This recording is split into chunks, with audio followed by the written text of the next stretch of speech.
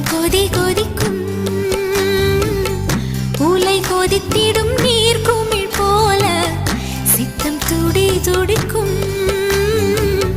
புயல் எதிர்த்திடும் ஓர் இலை போல பனித்து